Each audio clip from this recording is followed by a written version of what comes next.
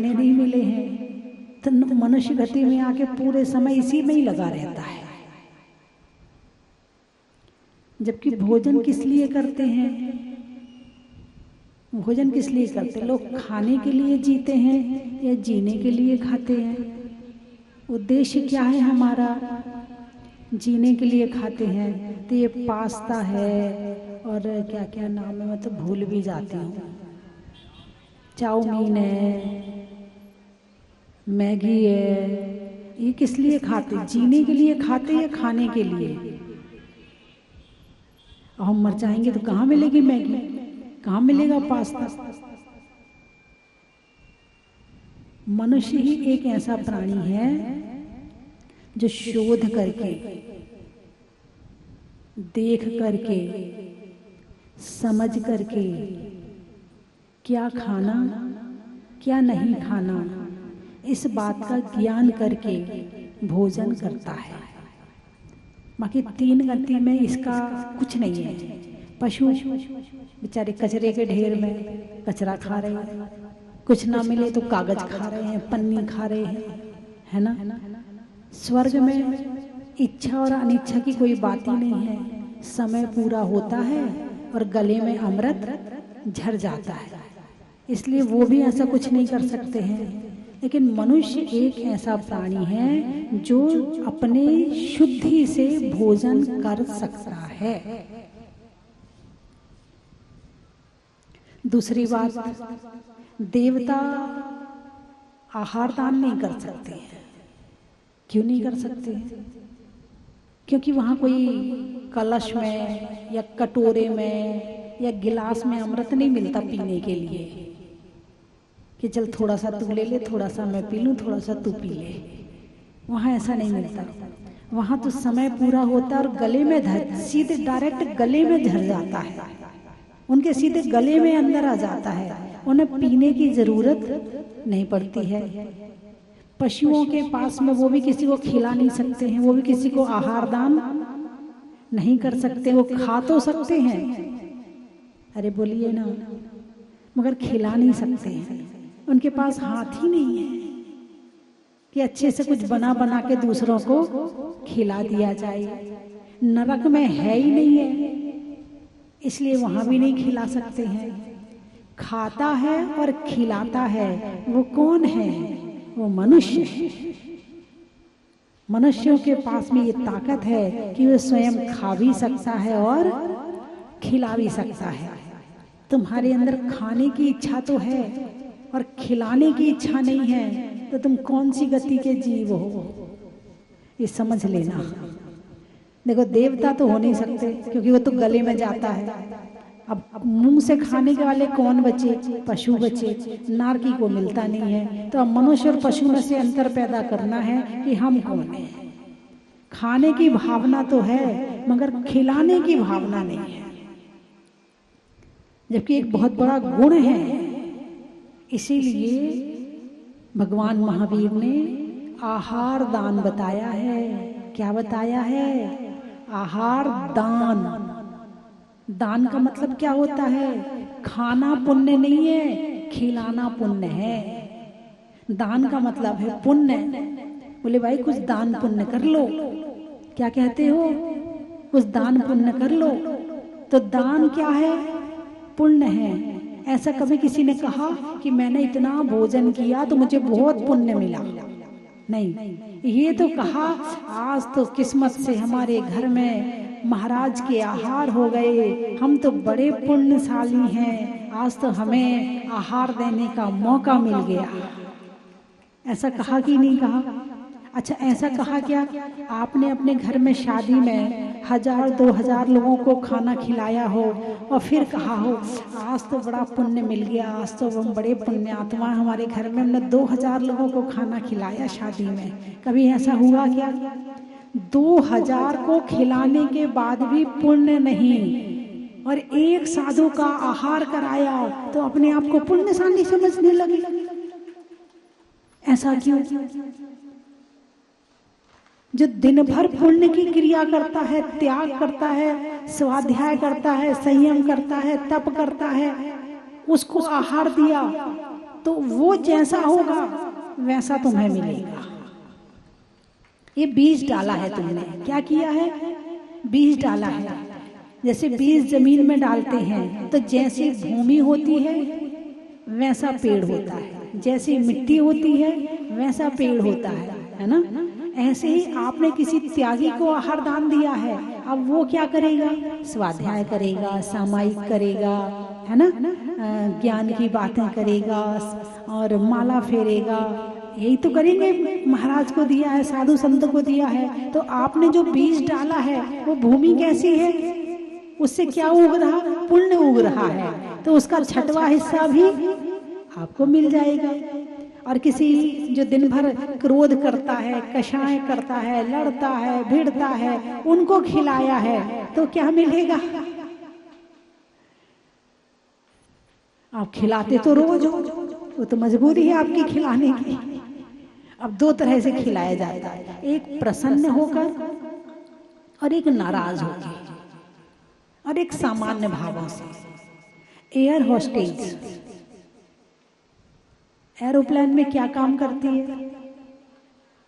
अरे भूलिए ना, खाना खिलाती है। कैसे खिलाती है? बड़े प्यार से पूछती है ना? ऐसा लगता है जैसे फूल झड़ रहे हों उसके मुंह से, ऐसे पूछती है, आपके लिए क्या लेकर आऊं, आपको क्या चाहिए, आपको क्या अच्छा लगता है, बड़े प्यार से पूछती है, लाती है, फिर मुस्कुरा करके देती है, लीजिए पानी पीजिए, जूस पीजिए, है ना, बड़े मुस्कुरा करके देती है। वो क्यों मुस्कुरा के खिला रही है? अरे बोलिए ना, उसकी मुस्कुराहट में उसके अपने खुद के भाव हैं या पैसे के लिए मुस्कुरा रही है? पैसे के लिए मुस्कुरा रही है। लेकिन आप अपने घर वालों को प्रसन्न होकर खाना खिलाते हैं, भोजन कराते हैं, तो उसमें क्या है? उसमें प्रेम है, और जैसा खिलाओगे वैसे ही वापस आएगा। प्रसन्न होकर खिलाओगे तो प्रसन्नता वापस आएगी, और गुस्सा करके खिलाओगे, अरे बोलिए ना, तो गुस्सा ही वापस आएगा। और वैसे सामने वाला कैसे खा रहा तुम्हें इससे मतलब नहीं, लेकिन तुम तो प्रसन्न होके खिलाओ।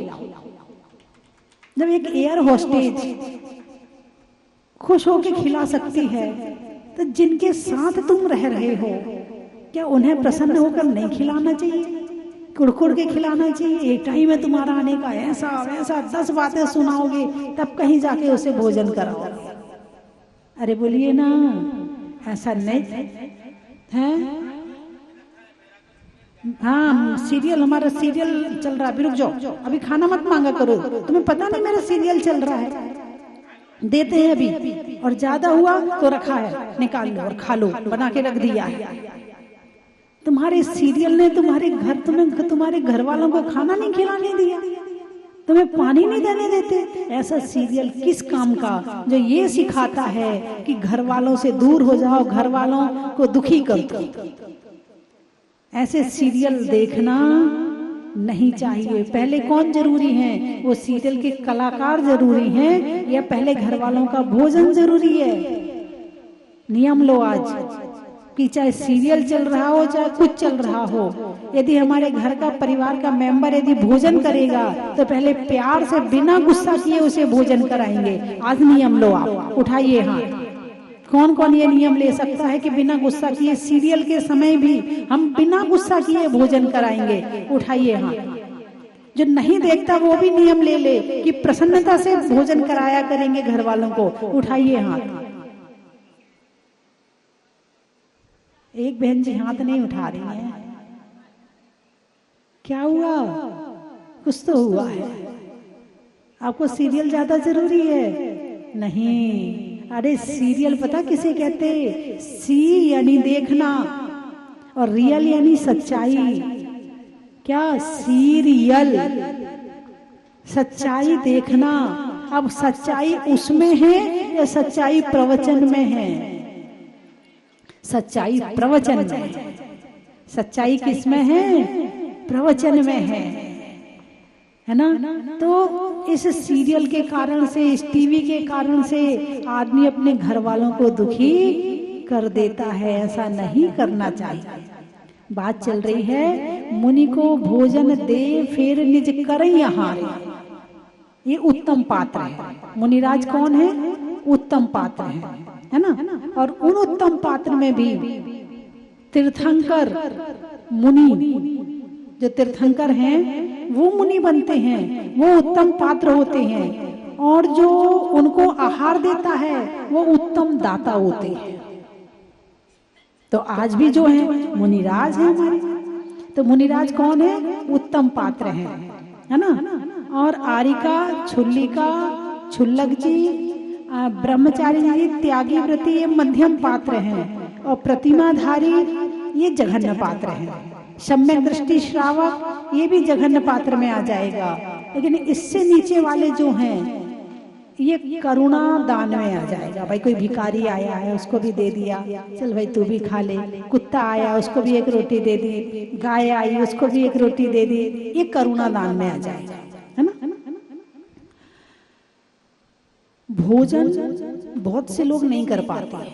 क्यों नहीं कर पाते? किसी के दांत में दिक्कत है, किसी के मुंह में दिक्कत है, किसी के गले में दिक्कत है, या किसी के पेट में दिक्कत है।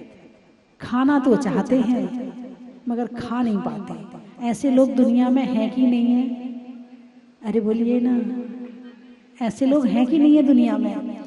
घर में खाने का सामान लाने का पुण्य अलग है, चबाने का पुण्य अलग है, और पचाने का पुण्य अलग है।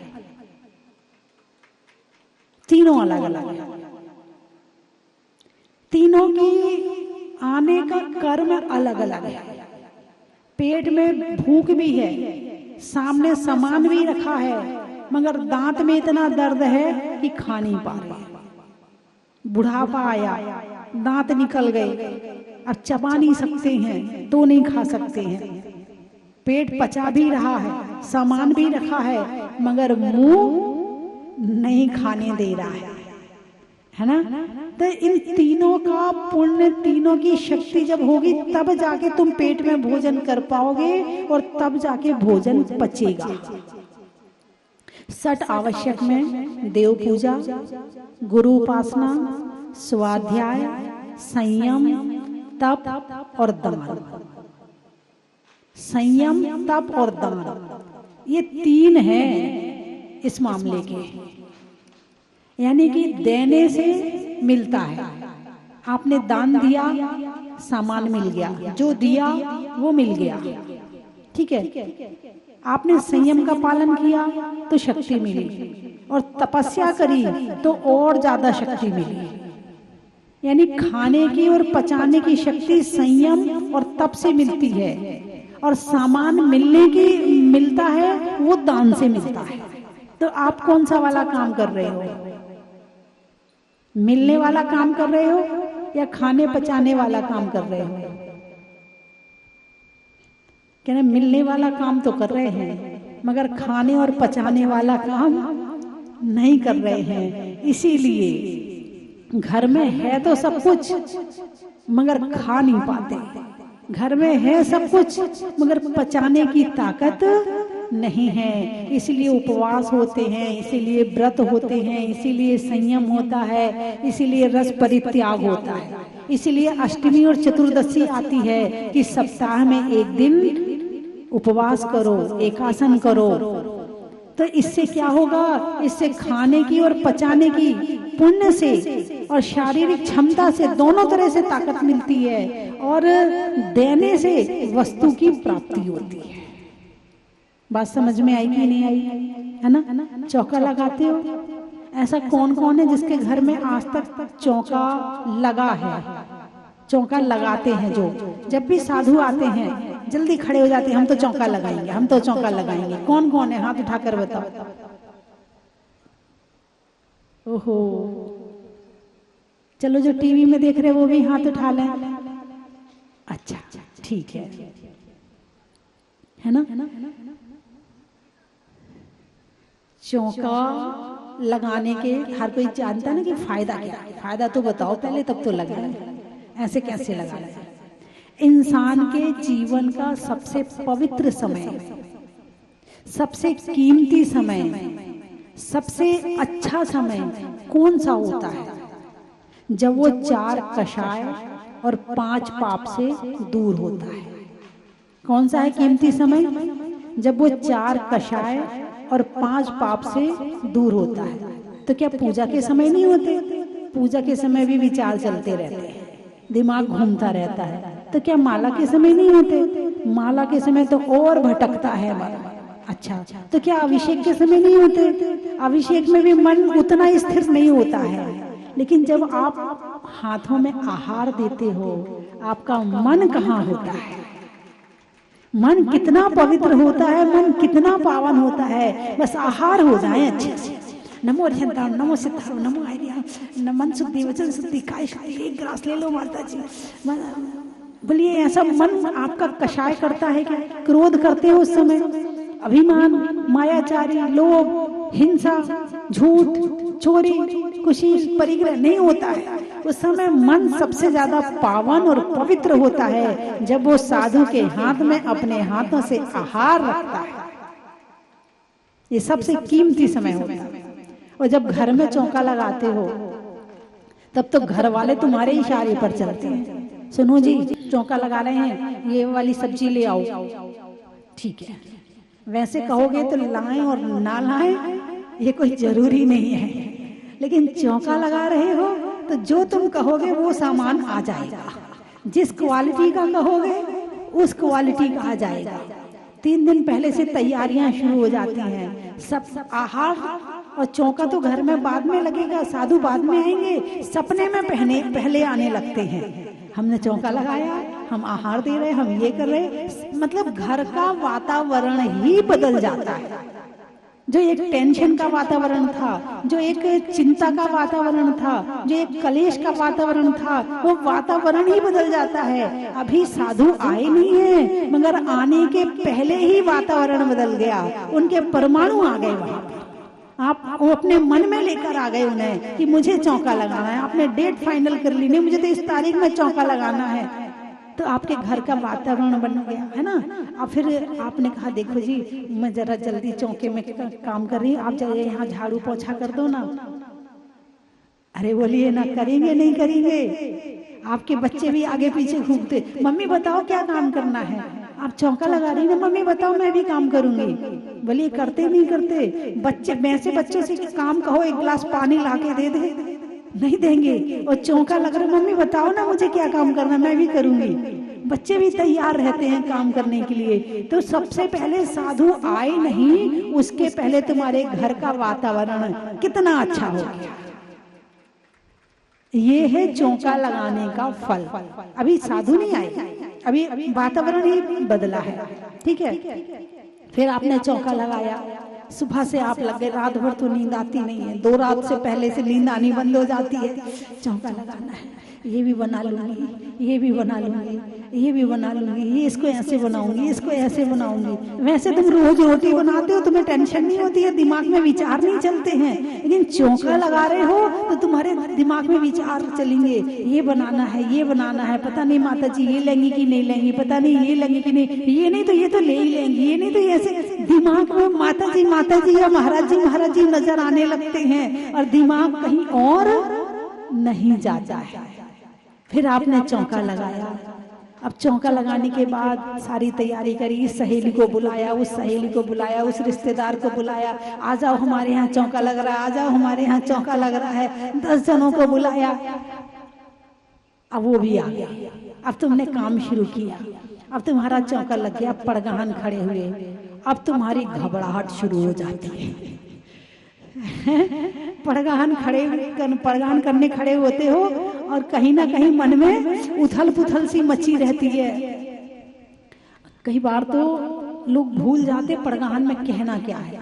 मैंने एक बार बताया था कि एक जगह पर एक टीचर थी फिजिक्स की, उनके घर में जिंदगी में कभी भी चौका नहीं लगा था। उन्होंने चौका लगाया अब चौका लगाए तो 3 दिन पहले से तो उनके घर में प्रैक्टिस चल रही थी। एक आता था, हे माता जी बदनामी बदनामी, अत्रो अत्रो, तिष्ठो तिष्ठो, पूरा लिख के ले गई थी, पूरा सब तैयारी कर रही थी। अब उसके बाद में जब समय आया और मैं सामने पहुंची तो हे माता जी बदनामी बदनामी, अत्रो अत्रो, तिष्ठो तिष्ठो, मन शुद्धि, वचन शुद्धि, काय शुद्धि, आहार जल शुद्धि, प्रयोगशाला में प्रवेश कीजिए। अब मैं समझ गई ये फिजिक्स की टीचर है। इसे जिंदगी भर की प्रयोगशाला अभी यहाँ याद, वो संस्कार नहीं जाते हैं।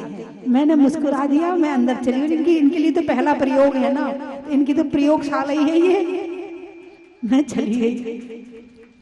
एक बार तो जब मैं पड़गहान के लिए निकली, हरियाणा की बात है, वहाँ माता जी जिंदगी में कभी पहुंची नहीं थी और पहला दिन था। अब पहले दिन जल्दी जल्दी में पूछ के गई माता जी को क्या कहते हैं, बोले बदनामी कहते। जल्दी जल्दी में सुना नहीं सुना और वहां पहुंच के हे माता जी बदनामी बदनामी बदनामी। पहले मैंने सोचा पता नहीं क्यों ऐसा कर रही हैं, फिर मुझे लगा नहीं नहीं ये बेचारे पूछ के तो सही आई होंगी मगर सही सुन नहीं पाई हैं ये, है ना। तो ऐसा हो जाता है, बहुत बार हो जाता है कि कुछ बोलना होता है और कुछ निकल जाता है। जब सामने आते हैं ना तो सब भूल जाता है। अभी एक दिन यहीं पर हो गया था, हे माता जी अत्रो अत्रो, तिष्ठो तिष्ठो, मन शुद्धि, वचन शुद्धि, काय शुद्धि, आहार जल शुद्धि। अब मैंने कहा भैया अधूरा बोल रही हैं, जाऊं कि नहीं जाऊं। मैंने कही मैं खड़ी हो गई। मैंने कहा जब तक ये पूरा नहीं भूलेंगे है। फिर बाद में जब और लोग आए साथ में, अरे मैं तो भूल ही गई थी। जब सामने आते हैं तो कहीं ना कहीं भूल जाते हैं। और नए लोग हैं तो नए लोग तो और भी ज्यादा। एक जगह दिल्ली में आहार हो रहा था तो वो भाई साहब पहली बार आहार दे रहे थे, बोले मन शुद्धि, तन शुद्धि, धन शुद्धि। मैंने कहा ये ठीक है, धन शुद्धि भी बताओ मुझे कि धन शुद्ध है, उसी धन का आहार लगाया मैंने, दूसरे धन का नहीं लगाया है। ऐसे बोलना चाहिए था, धन शुद्धि भी बोलना चाहिए था, है ना। मन शुद्धि, तन शुद्धि और धन शुद्धि। तो चौके में अक्सर बोलने में गड़बड़ी जब नए नए होते हैं तो हो जाते, जब फिर लगातार देने लगो तो फिर भले ही घबराहट नहीं होती है। शुरुआत में तो कहीं ना कहीं घबराहट होती है। एक बहन जी बोली मन शुद्धि, वचन शुद्धि, काय शुद्धि, आहार शुद्धि, मंदिर का और रात्रि भोजन का त्याग। मैंने कहा हूँ, अच्छा दोनों का त्याग कर दिया। अच्छा मंदिर का भी त्याग कर दिया। अच्छा मन शुद्धि, वचन शुद्धि, काय शुद्धि, आहार जल शुद्धि, मंदिर और रात्रि भोजन का नियम। रात्रि भोजन का मैंने कहा हूँ। तो तीसरी बार मैं सुधारा कि मंदिर का नियम और रात्रि भोजन का त्याग। तो बंधुओं, चौका लगाना यानी अपने घर का पूरा वातावरण परिवर्तित करना। और साधु तुम्हारे घर आहार लेने नहीं जाता है, साधु तुम्हारे घर पुण्य देने जाता है। वो लेता कितना है और देता कितना है। मुट्ठी भर लेता है और दरिया भर देता है। एक बार लेता है और दिन भर देता है। बंधुओं, मुनि को भोजन दे फिर निज करई आहार। पहले आहार दो फिर भोजन करो। इसीलिए षट आवश्यक में दान शब्द आया है। देव पूजा, गुरुपासना, स्वाध्याय, संयम, तप और दान। यानी दान करना ये आवश्यक है। आवश्यक का मतलब जरूरी। इसके बिना भोजन नहीं करना चाहिए। किसको? श्रावक, है ना। शरीर में कान का, देने में सम्मान का और करने में आहार दान का, कमरे में कोने का, बीज में बोने का और परिवार वालों को मुस्कुराकर आहार करवाने का। एक बच्चा बोला मैं तो महाराज जी बन जाऊंगा। क्यों? जब रसगुल्ला बनता है तो मम्मी मुझे तो देती नहीं है, और महाराज जी से कहती है एक और महाराज जी, एक और महाराज जी, मैं भी महाराज जी बन जाऊंगा। है? चलो अच्छी बात है, कहीं से भाव बने तो सही। यहाँ से भाव बने कि इनको अच्छे से आहार मिलता है, इसका मतलब घर वाले को अच्छे से खाना आप लोग नहीं खिलाते हो। राजा में दास का, जंगल में बांस का, और 12 परसों होने वाले शिलान्यास का, भोजन में चखने का, पांव में टखने का, और शिलान्यास में एक एक शिला रखने का। जितना ये दे रहे हो ना, ये सब इसी के अंदर ही जाएगा। जितनी ये राशि दे रहे हो, ये सारी अंदर जाएगी, ये सारी इसके अंदर नींव में भरी जाएगी। नींव की ईंट बन जाओ, नींव के पत्थर बन जाओ। कंगूरा तो सब देखते हैं, बिना नींव के महल नहीं होता है। तो हमारे पंडित जी लिस्ट लेकर तैयार खड़े हैं। जिन जिन भक्तों ने शिलाओं की घोषणा करवाने के लिए नाम दिया है, उनके नाम बताने वाले हैं। अनाज में चने का, गर्मी में पने का, और टीवी में देख करके शिला दान करने का, पक्षी को उड़ने के लिए नभ का, तीर्थंकरों में चंद्र प्रभ का, और चतुर्मास में मिलने वाले लाभ का,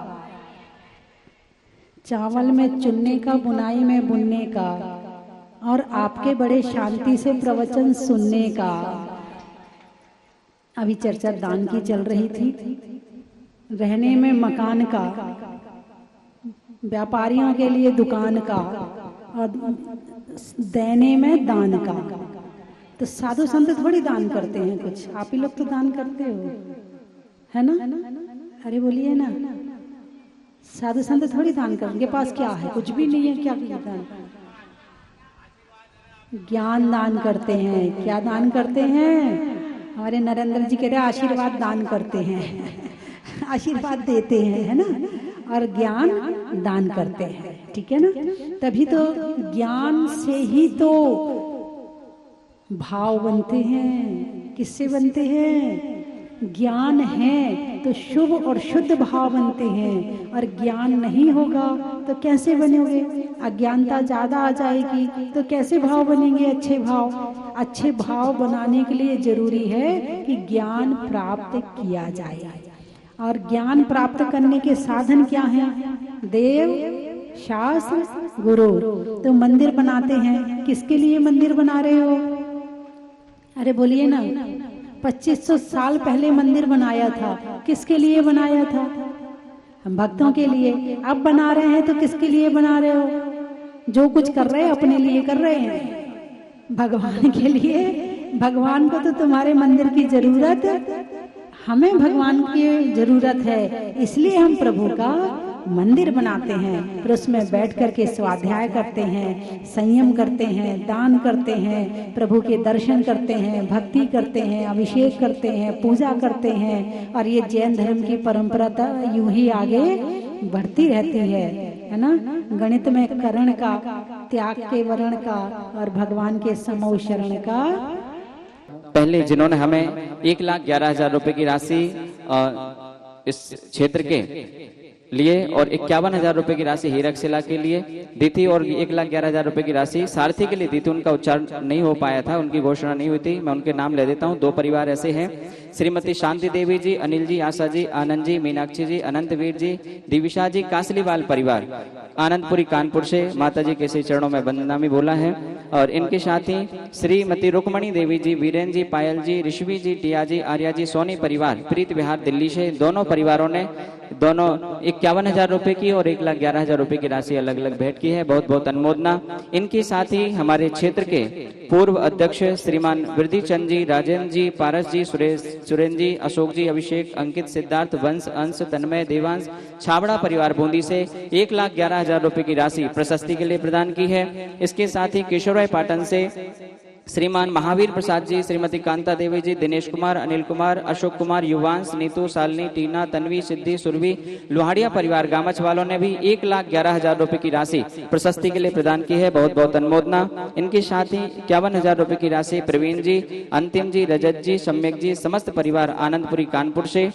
और इनके साथ ही 20,000 रुपए बचत योजना में Shrimati Vijay ji, wife of Bangal Sen ji, Anil ji, doctor Sandeep ji, Surajmal Bihar Delhi से 1,11,111 रुपए की राशि गोपाल जी, रचना जी, रिद्धि जी, सिद्धि जी, सिद्धार्थ जी, जैन रेस्टोरेंट हरिद्वार से 11,000 रुपए की राशि सुजालमल जी, सुशीला जी, मनोज जी, मुकेश जी, हितांश जी, कोटिया परिवार बनियानी वाले कोटा से इन्होंने हमें रजत शिला भेंट की है। इनके बाद हमें ताम्रशिला जिन्होंने भेंट की उनके नाम बोलता हूँ। श्रीमान राजेंद्र जी, कल्पना जी, अकिंचन जी, राखी जी, अरहम जी, मोक्ष जी नोएडा से, नरेंद्र जी, प्रकाश जी, निर्मला जी, कौशल जी, नमचिक जी, तन्मय जी, झांझरी इंदौर से। सामान्य शिला के लिए कमल कुमार जी, दीक्षा जी, साक्षी जी, प्राचो जी, जन छाबड़ा परिवार निवाई से। ताम्रशिला के लिए श्रीमती रश्मि जी, बिमल कुमार जी, संध्या जी, राहुल जी, अनुप्रिया जी, अभिका जी, प्रयागराज से। श्रीमान बसंत जी, अमित जी, कोटा से। श्रीमान टीकमचंद जी, शुभम जी, अतिशय जी, गोधा परिवार सरसौरिया वाले संजय नगर कोटा से। सामान्य शिला के लिए राजेंद्र कुमार जी, मंजू जी, अभिषेक जी, प्रियंका जी, तुविश जी, शिल्पा जी, ईना जी, विनीत जी, समस्त वेद परिवार नैनवा वाले जयपुर से। श्रीमान कमल जी, लीना जी, जयपुर से। अजीत कुमार जी, मनोरंजना जी, समस्त परिवार गोरखपुर से। प्रेमचंद जी, बिमला जी, अश्विनी जी, आशीष जी, रिद्धि सिद्धि कोटा से। श्रीमती सुमन जी, गाजियाबाद से। राजेंद्र कुमार जी, सीमा जी, खटोड़ सांगोद से।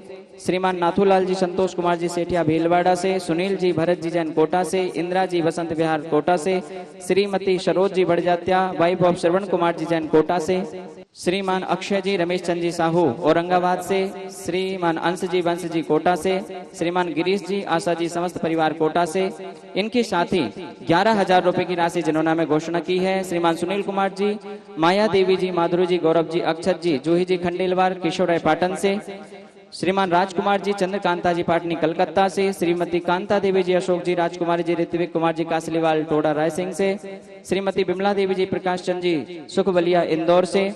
श्रीमान सुनील जी, सुषमा जी, पीयूष जी, कोकिल जी, समस्त परिवार दिल्ली से। 3100 रुपए की राशि राजेंद्र कुमार जी, ममता जी, दुगेरिया मोड़क से। 5100 रुपए की राशि संतोष जी, अनिल जी, पापड़ीवाल अजमेर से। संयमी जी, पुण्या जी, इंदौर से। सामान्य शिला के लिए अर्चना जी, दिल्ली से।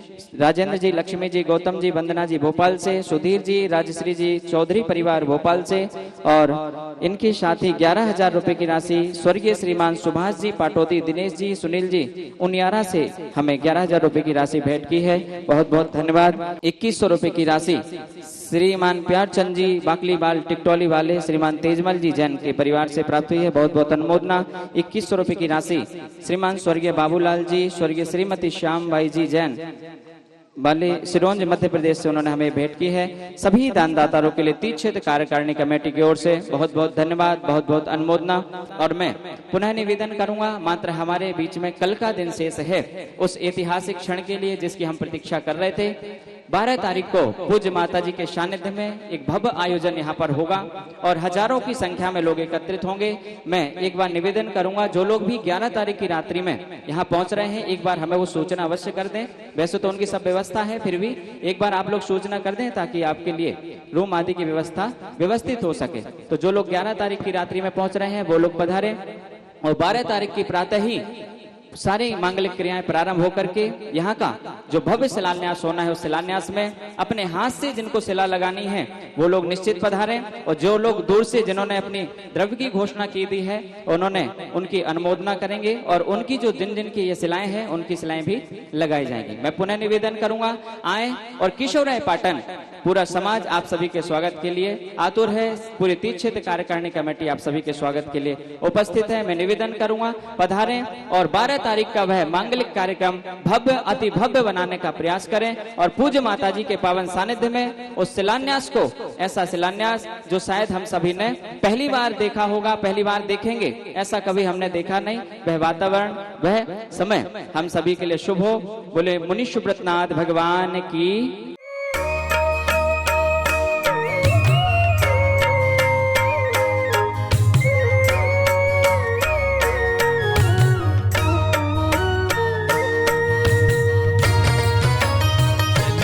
थाल को सजाओ रे आज, रत्नों की थाल को भर लाओ रे आज, आओ आओ करे रे गुणगान आरती भगवन की, आओ आओ करे गुणगान आरती भगवन की, आओ आओ करे रे गुणगान आरती भगवन की।